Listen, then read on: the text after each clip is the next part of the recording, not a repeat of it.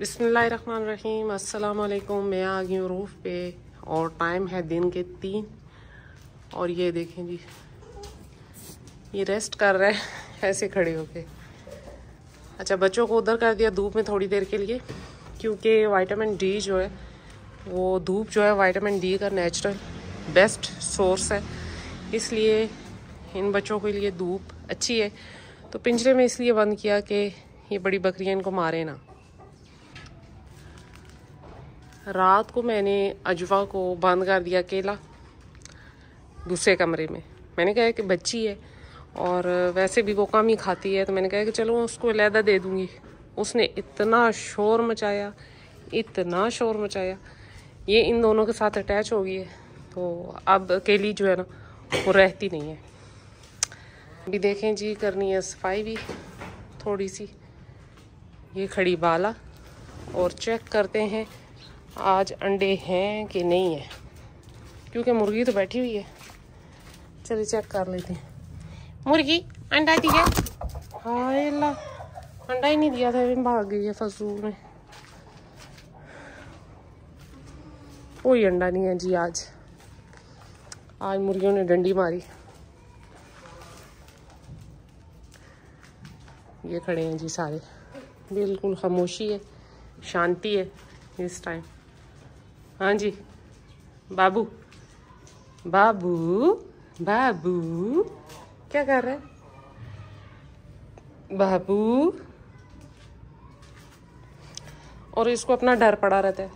जब मैं आती हूँ छत पे मुझसे भागती है, क्योंकि दूध पिलाती हूँ ना उन दोनों को, तो ये कहती है कि अब वो दोनों दूध ना पिएं। दूध भी ऐसा ऐसा कम कर रही है, क्योंकि डाइमा से ऊपर की हो गई है क्रॉस, और अब ये चाहती है कि वो करीब ना आए बच्चे, लेकिन वो भी अभी छोटे हैं, क्या किया जा सकता है।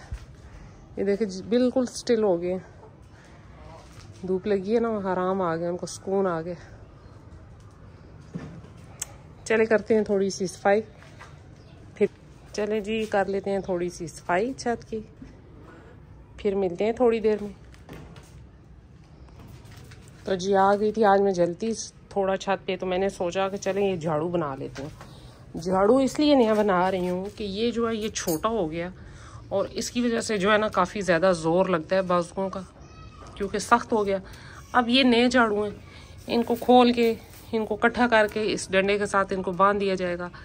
फिर इनसे ये होगा कि ईजीली झाड़ू लग जाएगा, कोई मुश्किल नहीं होगी, कोई ज़ोर नहीं इतना लगेगा।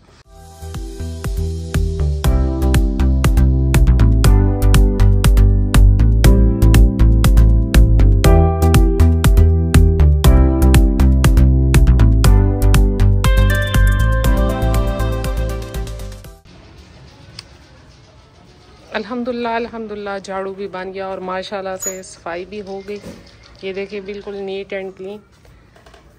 अच्छा जी, जानवरों के पास इतना अच्छा लगता है, ऐसे साफ़ सुथरी जगह हो ना तो बहुत अच्छा लगता है। फिर मैं उधर बैठ जाती हूँ शाम के टाइम, चाय पीती हूँ, और इन तीनों को दिया जी यहाँ पर ही, क्योंकि ये धूप में थोड़ा खड़े थे। मैंने कहा कि चलें इनको यहीं पर दे देते हैं थोड़ी सी, और लड़ाइयाँ भी कर रही हैं। अब मैं क्या करूँ, अजवा जो है ये अकेला खाती नहीं है। अच्छा जी, मौसम आ गया जी क्रॉसिंग का। अब गर्मी जैसे कि आहिस्ता आहिस्ता कम हो रही है, तो अब क्रॉसिंग सीज़न आ जाएगा। तो इन 2 माह की जो क्रॉस हुई बकरियाँ, उनके बच्चे बड़े अच्छे मौसम में आते हैं। वैसे तो कोई इशू नहीं होता, अगर आप संभाल लेते हैं तो कोई इशू नहीं है, लेकिन ये है कि कोशिश करें कि मौसम के लिहाज से क्रॉस करवाई जाए। पानी भी भर दिया साफ, और ये आराम से खा रहे हैं,